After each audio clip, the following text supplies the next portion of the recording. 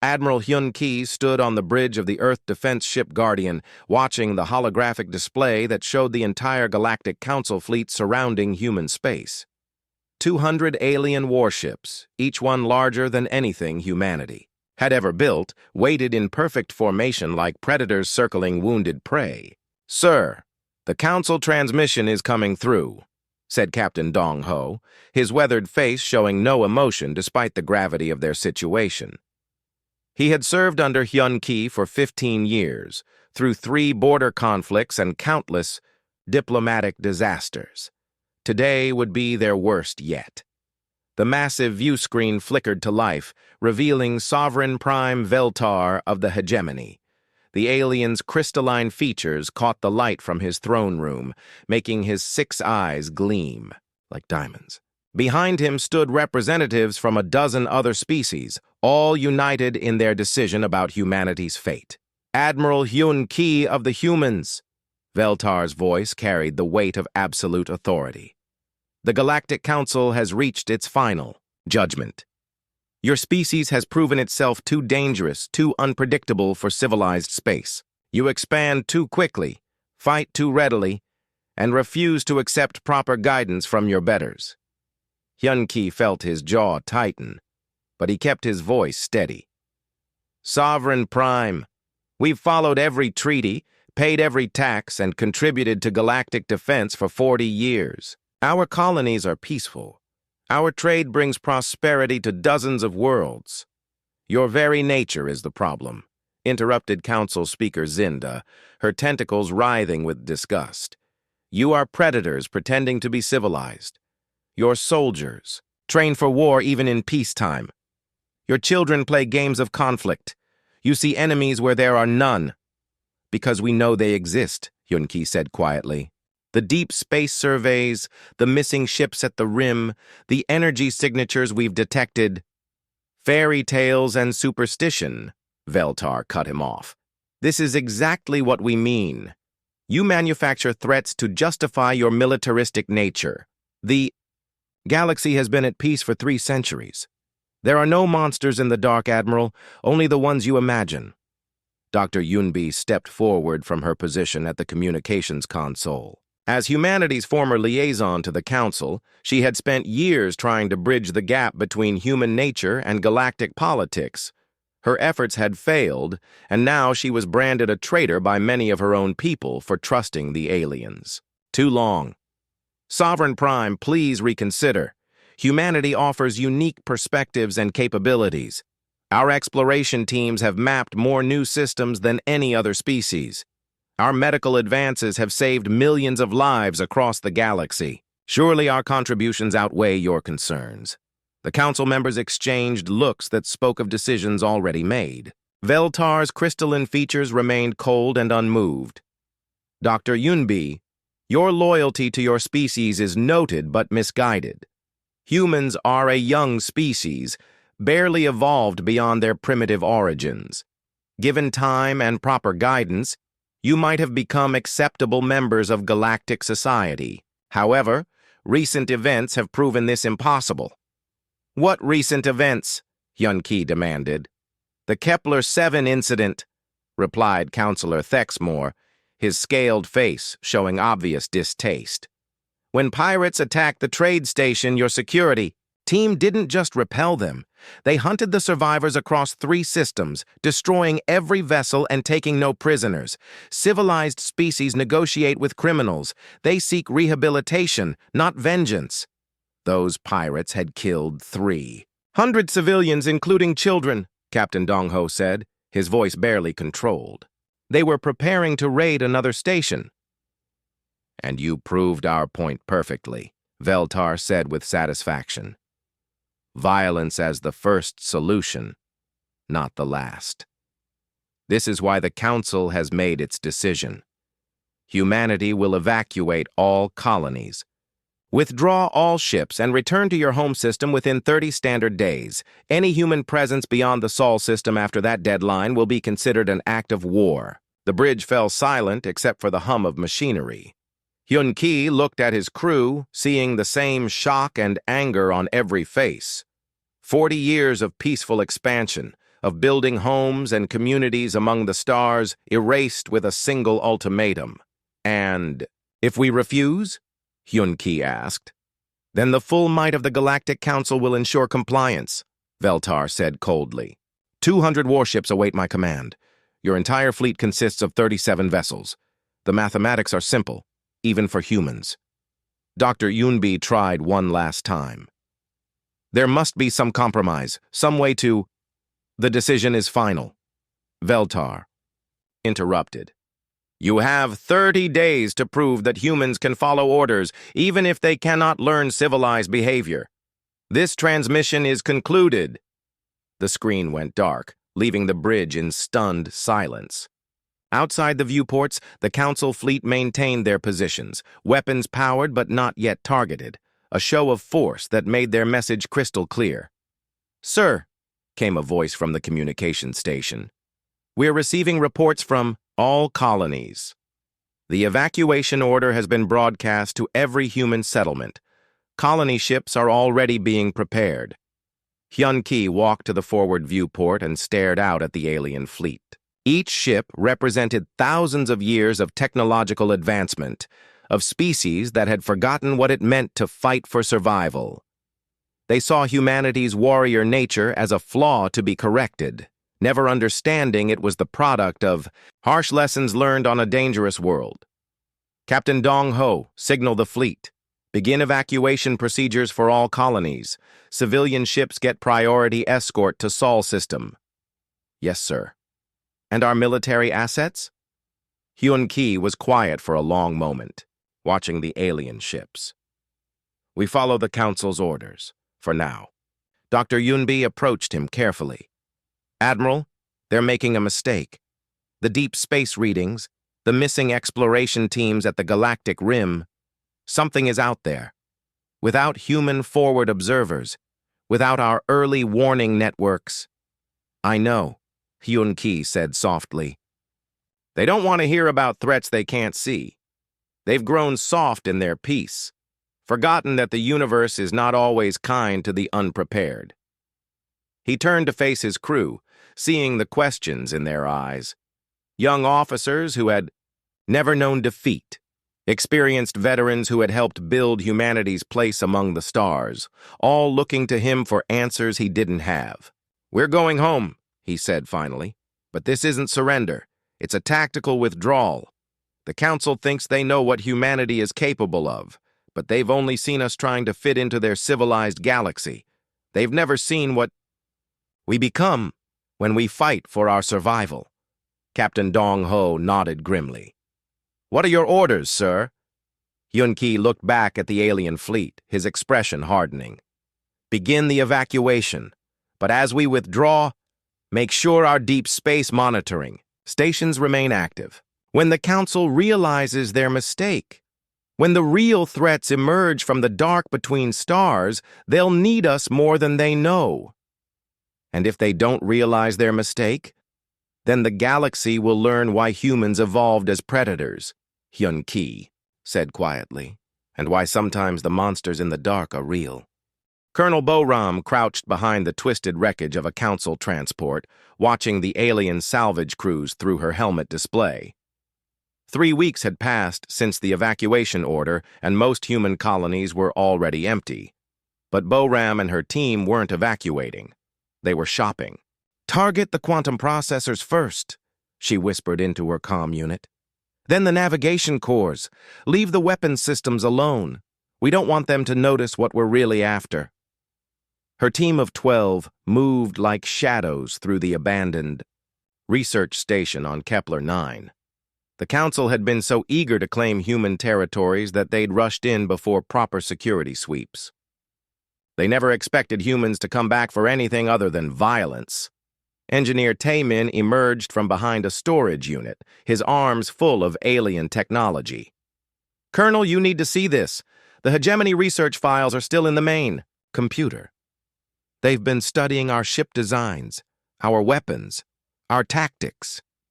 Download everything, Bo-Ram ordered. If they want to know how we fight, we should know what they think they've learned. On the other side of the galaxy, Ambassador. Sujin stood in the cargo bay of the refugee ship New Dawn, watching as the last group of Whisperfolk families came aboard. The small, furry aliens clutched their few possessions and looked around with wide, frightened eyes. Behind them came a family of tide singers, their blue skin glistening with the moisture they needed to survive. "Welcome aboard," Sujin said. In the Whisperfolk's native language, her words carrying the emotional undertones that made their communication so unique. "You're safe now." The eldest Whisperfolk, a female named Velana, approached Sujin with hesitant steps. "The council says we are traitors for helping humans. They say we will be punished when the cleaning is finished." "The cleaning?" Sujin asked. "The removal of human influence from civilized space," Velana explained, her large eyes filling with tears. "All species who supported humans are to be re-educated. Our children will be taken to proper schools. Our traditions will be corrected." Sujin felt anger burn in her chest, but she kept her voice gentle. "That won't happen. Humans protect their friends no matter what the cost." The Tidesinger family had been listening through their water-filled translation devices. Their leader, an elderly male called Deep Current, spoke in the musical tones of his people. "The council fears what humans represent, not violence, but freedom.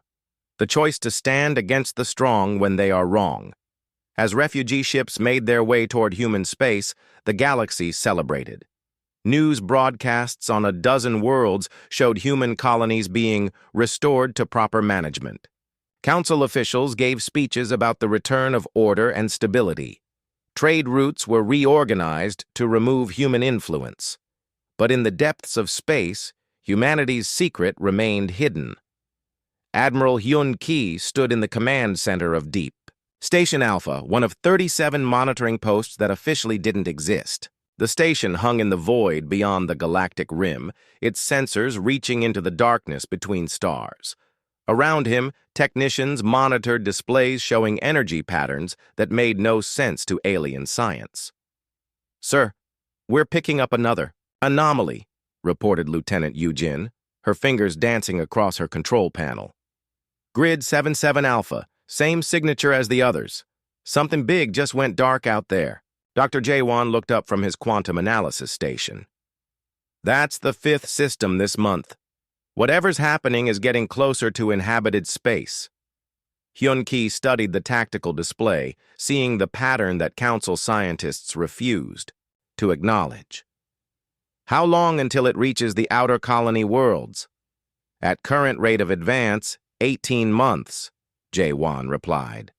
"Maybe less if the progression accelerates." "And the council still refuses to investigate?" Lieutenant Yujin shook her head. "We sent 14 warning transmissions. They're all classified as human propaganda and deleted without review. Back on Earth, the returning colonists brought more than just their families and belongings. They brought anger. Town hall meetings across the planet filled with voices demanding action. Some called for war, others for negotiation, but all agreed on one thing: humanity had been wronged." President Han Sol addressed the Global Assembly from the rebuilt United Nations building in Geneva. Her words were broadcast to every human settlement in the Sol system and secretly transmitted to the monitoring stations beyond. "Fellow humans, we have been cast out of the galaxy we helped explore and defend. We have been called barbarians by species who have forgotten what it means to struggle for survival. But we are not bitter. We are not broken. We are preparing." She paused, looking out at the assembled representatives of Earth's nations and the colony worlds. "For 40 years, we played by their rules. We tried to be the civilized species they wanted us to be. We held back our nature, our instincts, our understanding of what lurks in the dark places of the universe. No more." In hidden shipyards throughout the Sol system, new vessels took shape. They were smaller than the massive dreadnoughts the Council preferred, but they incorporated technologies salvaged from a dozen different species. Human engineering merged with alien science, creating something entirely new. Taemin stood in Shipyard 7, watching as workers installed the final components in humanity's first true warship. The vessel looked nothing like the peaceful exploration ships humans had used for decades. This was a predator made of metal and energy, designed for a single purpose. "How many more can we build?" asked General Hosiok, studying the construction schedules. "With current resources, maybe 300, Taemin replied. "But if Colonel Boram's teams keep bringing back alien tech, we can do better. The hegemony's quantum drives are more efficient than anything we've designed. The Harmony Weaver sensor arrays see things our equipment misses." "And weapons," Taemin smiled grimly. "We're not using Council weapons. We're using human weapons enhanced with Council technology. They study war like it's an art form. We study it like it's survival." On the monitoring stations, the sensor readings grew more disturbing each day. Entire solar systems simply vanished. From long-range scans, leaving behind empty space where stars and planets had existed for billions of years. The pattern was clear to anyone willing to see it. Something was consuming the galaxy from the edges inward. Dr. Yunbi transmitted another warning to the Council, knowing it would be ignored like all the others. "Honored representatives, the deep space anomalies are not natural phenomena. They represent an active threat to all life in the galaxy.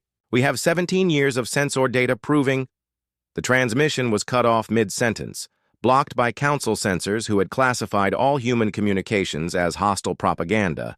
Admiral Hyun-Ki read the rejection notice and deleted it without emotion. The Council had made their choice.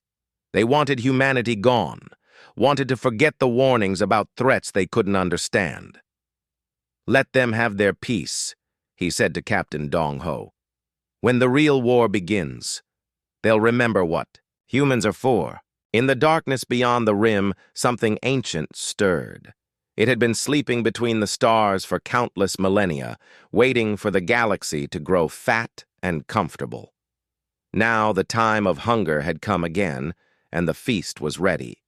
But this time, the galaxy had guardians who remembered how to fight in the dark. Captain Yujin drifted in the command chair of the stealth ship Shadow Walker, watching the horror unfold on her screens. 5 years had passed since humanity's exile, and the warnings they had sent to the Council were finally proving true. But seeing it happen was worse than any nightmare. The Kepler sector, once home to 3 billion Harmony Weavers, was gone. Not destroyed, simply gone.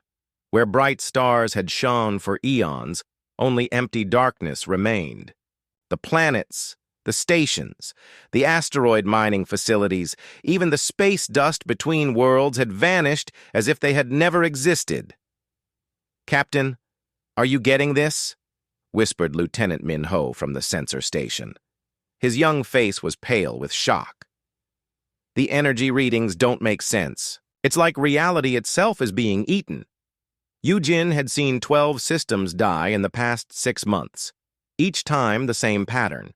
First, the outer planets would go dark. Then the mining stations would stop transmitting. Finally, the entire system would collapse into nothing, leaving behind a wound in space that hurt to look at. "Record everything," she ordered. "Full spectrum analysis. The Council needs to see this whether they want to or not." But Yujin knew the truth. The Council wouldn't listen. They had convinced themselves that humanity's warnings were lies, desperate attempts to regain relevance. Even now, as entire civilizations vanished, they blamed equipment failures and natural disasters. On Earth, Dr. J. Wan stared at the quantum mathematics that filled his laboratory walls. The equations told a story that chilled his blood. The entities approaching from dark space weren't just destroying matter. They were unmaking the fundamental forces that held reality together. "General Ho Seok," he called to the military commander, reviewing defense plans. "We have a problem. These things, whatever they are, they don't just consume matter and energy. They consume consciousness itself."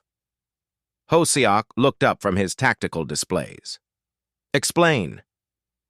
The quantum signatures from the consumed systems, Jae-won pointed to a complex diagram. They're not random destruction.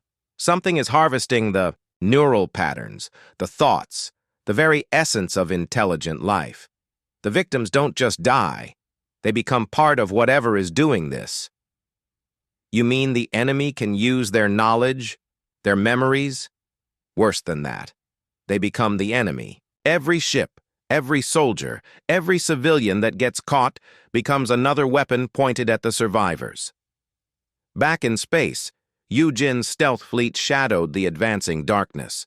Humanity had built 30 ships like the Shadow Walker, small, fast vessels that could observe without being detected. They were humanity's eyes in the void, watching the enemy that the Council refused to acknowledge. "Captain, new contact," reported Sensor Officer Dalho. It's a hegemony exploration ship, the Crystal Dawn. They're heading straight for the consumption zone." Yujin felt her heart sink. The Crystal Dawn carried a crew of 200 hegemony scientists, probably investigating the natural phenomena their government claimed was causing system failures. They had no idea what they were flying into. "Open a channel," she ordered. "Captain, if we transmit, they'll detect us. Our stealth will be compromised." Yujin looked at her crew, seeing the same conflict in their eyes. Orders were to observe and record, not to interfere. But 200 beings were about to die, and humanity had never been good at watching innocents suffer. "Open the channel." The view screen flickered to life, showing the bridge of the hegemony ship. Captain Zorhan looked surprised to see a human face appearing on his communication system. "This is Captain Yujin of Earth Defense. You are heading into extreme danger. Turn back immediately." "Human vessel," Zorhan replied with obvious distaste. "You are in violation of the exile order. Return to your system or face the consequences." "Captain, please listen. The systems ahead have been consumed by something that feeds on consciousness. Your entire crew will be absorbed and turned against the galaxy. You have to turn back." Zorhan's crystalline features showed contempt. "More human lies and fear-mongering. There are no monsters in space, only primitive minds that imagine them. We will report your presence to the Council." The transmission ended. Yujin watched helplessly as the Crystal Dawn continued toward the darkness. 3 hours later, it simply stopped transmitting. But the sensors showed something worse. The ship hadn't been destroyed. It had changed. "Captain," Dalho's voice was barely a whisper. "The Crystal Dawn is moving again. But the energy signatures, they're not hegemony anymore." On the screen, the exploration ship turned toward inhabited space. Its hull had taken on an organic appearance, covered in pulsing veins of dark energy. Where the ship's identification lights had been, strange symbols now glowed with malevolent purpose. "It's hunting," Yujin realized. "Using hegemony navigation codes, crew knowledge, everything. The next system won't even know to run." She made a decision that would change everything. "All ships, open fire. Destroy that vessel before it reaches populated space." The Shadow Walker and her sister ships dropped their stealth systems and attacked. Human weapons, enhanced with salvaged alien technology, tore into the corrupted exploration ship. But it was too late. The entity had already transmitted its location data to something vast and hungry in the darkness beyond. The first major council world to fall was Harmony Prime, home to 5 billion peaceful beings who had never known war.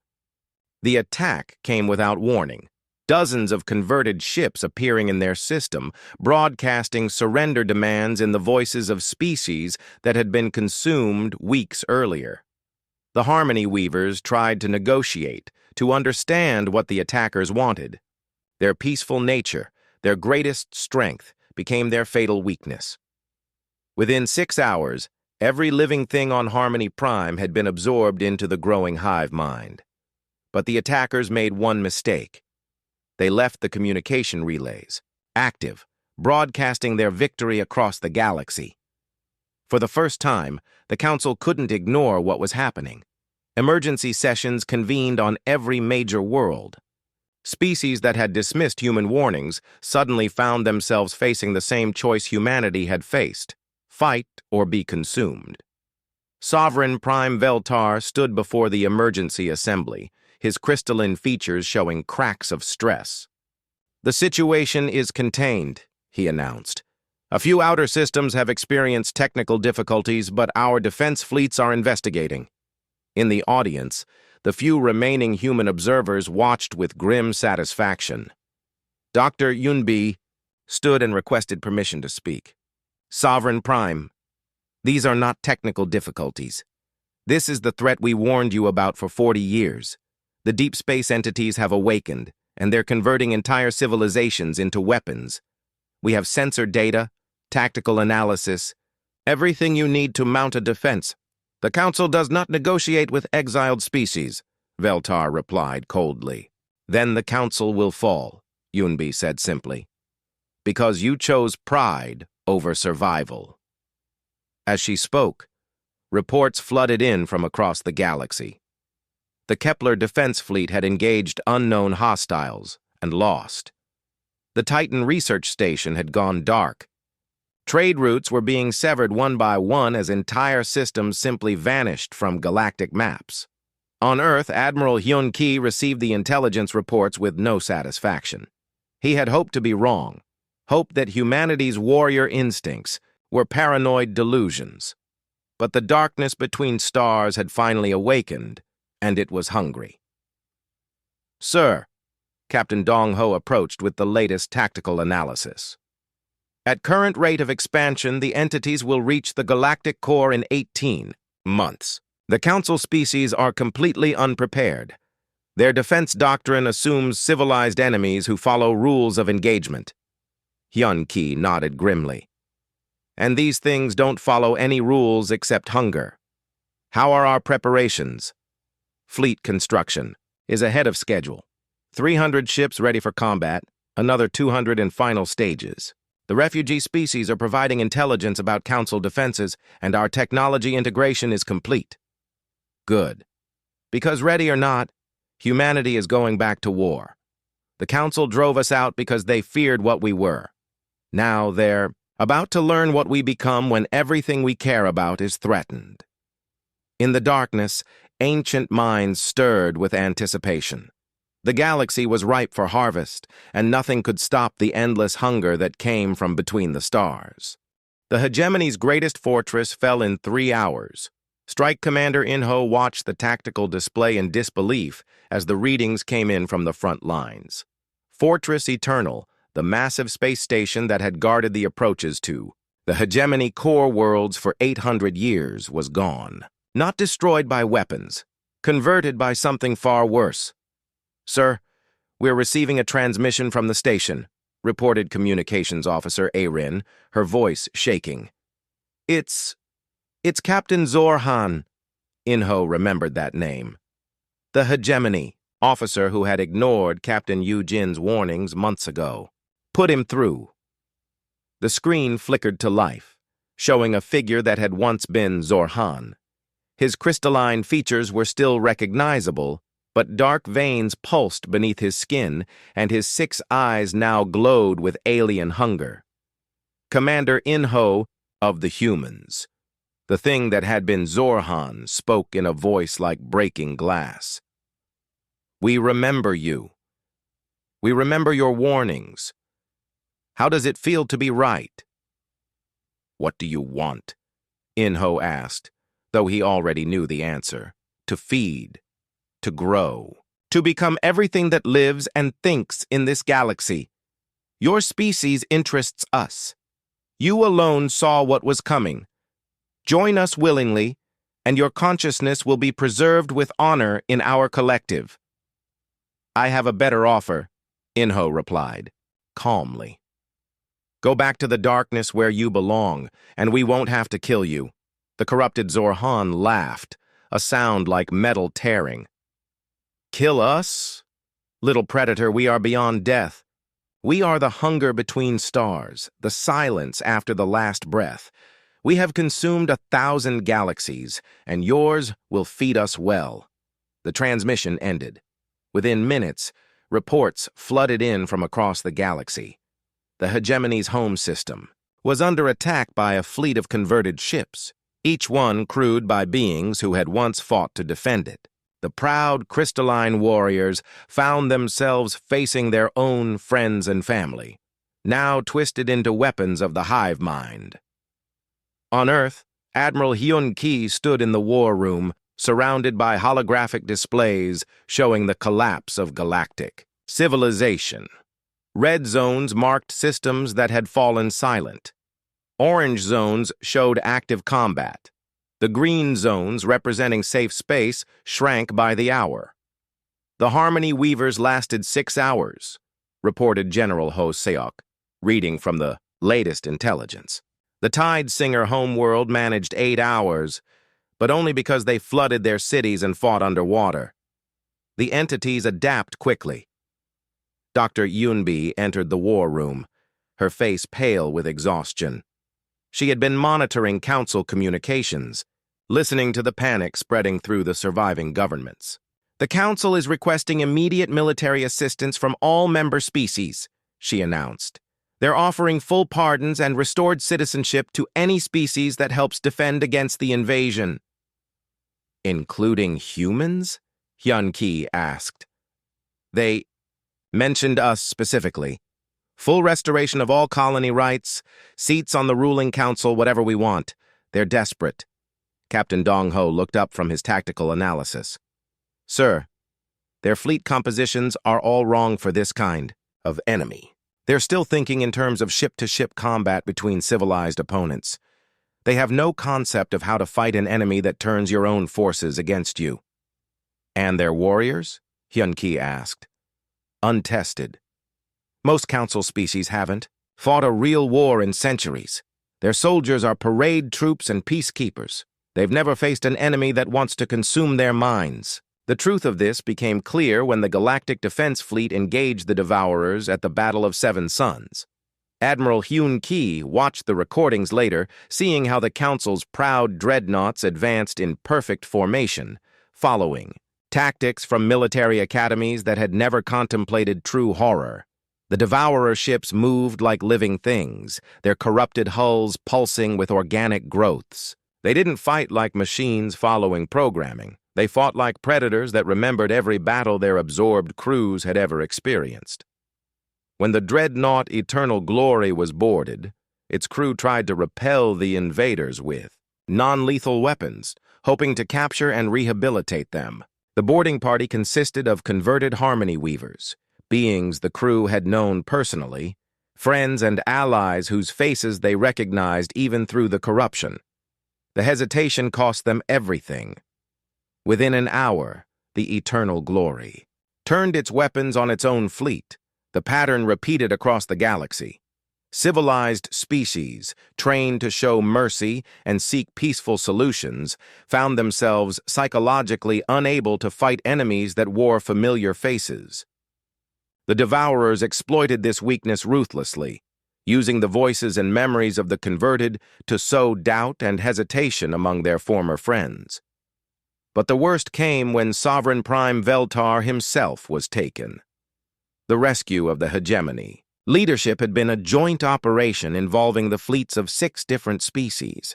They fought their way through converted ships to reach the capital world, only to discover that the Devourers had been waiting. It was a trap designed to capture the galaxy's most influential leaders. The transmission came 3 days later.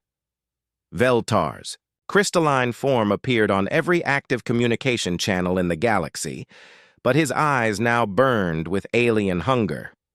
"Children of the galaxy," he spoke in his own voice, using words that came from his own memories. "I have seen the truth. The humans were right about everything. We drove them away because we feared their nature, their understanding of what lurks in the dark between stars. Now that darkness has claimed us all," the corrupted Veltar smiled, an expression that had never looked so terrible on a hegemony face. "But there is hope. Surrender now, and join us willingly. Your consciousness will be preserved, your memories cherished, your knowledge added to our collective wisdom. Resist and be consumed anyway. but lose yourselves in the process. The human Admiral Hyun Ki was correct. We are predators, but we are predators with a purpose. We cleanse the galaxy of the weak, the foolish, the unprepared. Only the strong deserve to inherit the stars. On Earth, Hyun Ki turned off the transmission and looked at his assembled commanders. How many council worlds are still fighting? 14 systems holding out, reported Colonel Boram. Maybe 20 million survivors. Total. The rest have either been consumed or have surrendered to avoid worse fates. And our fleet status? 500 ships ready for combat. All crews have undergone neural shielding procedures. We're as ready as we'll ever be. Captain Dong Ho approached with a communication pad. Sir, the surviving council members are requesting an emergency meeting. They want to formally surrender authority to humanity and beg for protection. Hyun Ki was quiet for a long moment, remembering the day the council had driven humanity into exile. They had called humans barbaric, violent, unfit for civilized space. Now they came begging to those same barbarians for salvation. Set up the meeting, he finally said. But make our terms clear. If they want humanity to fight this war, they accept that we fight it our way. No rules of engagement, no attempts. To capture and rehabilitate the enemy, no mercy for things that want to devour our minds. Dr. Yunbi stepped forward. Admiral, they're terrified. These species have never faced existential extinction before. They don't understand what you're asking of them. Then they'll learn, Hyun Ki replied grimly. The council drove us out because they feared what humans were capable of in wartime. They're about to discover they were right to be afraid, but not of us. They should have been afraid of what would happen when we weren't there to stand between them and the real monsters. Outside Earth's orbital defense platforms, the human fleet assembled. These were not the exploration vessels or defensive ships of the old days. These were weapons of war, built by a species that had evolved as persistence hunters on a world where everything wanted to kill them. The galaxy had forgotten what it meant to fight for survival. But humanity remembered, and they were coming home. The human fleet dropped out of hyperspace at the edge of the galactic core like a pack of wolves returning to hunt. 500 ships, each one smaller and deadlier than anything the galaxy had ever seen, spread out in attack formation that followed no civilized rules of warfare. Admiral Hyun Ki stood on the bridge of the Vengeful Dawn, watching as his tactical display filled with enemy contacts. Thousands of converted ships surrounded the core, their hulls pulsing with organic growths that hurt to look at. At the center of it all hung the Nexus, a massive structure that had once been the Council's greatest space station, now transformed into something that seemed to breathe. "Sir, we're being hailed by the enemy," reported Communications Officer Ji-Wan. "Put them through." The screen showed a figure that had once been Council Speaker Zinda, her tentacles now black with corruption and her eyes glowing with alien hunger. "Admiral Hyun Ki, we have been waiting for you. Your species fascinates us. You alone saw the truth of what was coming." "Let me guess," Hyun Ki replied calmly. "You want to add humanity's warrior instincts to your collection. We want to understand what makes you different. Your people fight without hesitation, kill without remorse, sacrifice without question. These are useful traits. You're about to get a demonstration. All ships, attack pattern Delta. No prisoners, no mercy, no second chances. The human fleet struck like lightning. Their ships moved in three-dimensional patterns that confused the Devourer formations, attacking from unexpected angles and disappearing before return fire could be effective. Where Council fleets had advanced in orderly lines, humans swarmed, like angry insects. Commander Mi-young led the first wave, her ship Blood and Stars diving straight through a formation of converted hegemony dreadnoughts. Human weapons, enhanced with salvaged alien technology, tore through hulls that had been designed to withstand civilized warfare. But these weren't civilized weapons. They were instruments of extermination. "Target their neural nodes," Mi-young ordered over the combat channel. Don't try to save the crews. They're already gone. The difference in fighting philosophy became clear within minutes. Where council forces had hesitated when facing converted friends, humans showed no such mercy. They understood that the beings on those ships were no longer alive in any meaningful sense. They were puppets dancing to an alien will. Captain Dong-ho commanded the second wave, striking at the Nexus itself. All bombers, focus fire on the organic growths. If it looks alien, kill it. If it looks corrupted, burn it. The Devourers tried to use their psychological weapons, broadcasting the voices of converted civilians, children crying for help, friends begging for mercy. But humanity had spent 5 years preparing for this moment, and their neural shielding held firm. "Nice try," Dong-ho said as his weapons tore into a converted medical ship. "But we've heard every sob story in the book. We know the difference between mercy and stupidity." Deep within the Nexus, the Devourer collective mind reeled with confusion. Every species they had encountered followed predictable patterns. They hesitated when facing familiar faces. They pulled back when civilians were threatened. They sought to minimize casualties even at the cost of victory. Humans did none of these things. They fought like the universe owed them nothing and expected no quarter. When converted ships tried to ram them, human pilots rammed back harder. When Devourer forces used civilian shields, human weapons cut through them without pause. But the real shock came when Captain Yu-jin led her stealth ships into the heart of the Nexus itself. "Strike teams, remember your training," she broadcast as her boarding parties cut through the station's corrupted hull. "These things study our memories when they absorb us. Don't let them take you alive." The boarding action was unlike anything the galaxy had ever seen.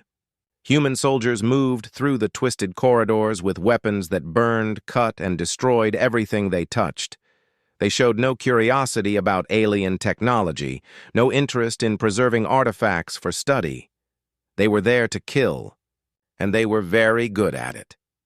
Engineer Tae-min had designed special weapons for this mission, devices that didn't just destroy matter, but severed the quantum connections the Devourers used to maintain their hive mind. "Think of it as cutting phone lines," he had explained to the assault teams. "Make enough cuts, and they can't coordinate." The Devourer defenders tried every trick they had learned from absorbed species.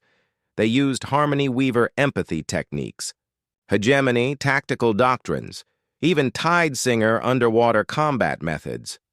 Nothing worked against opponents who had spent their entire evolutionary history learning to kill things that were bigger, stronger, and more dangerous than themselves. Strike. Commander Inho reached the Nexus core first, cutting through defenses that had been designed to stop civilized armies. The central chamber was a horror of organic technology, pulsing walls covered with neural interfaces that connected millions of absorbed minds. "Found the brain," he reported, "setting charges now." But the Devourers had one last surprise.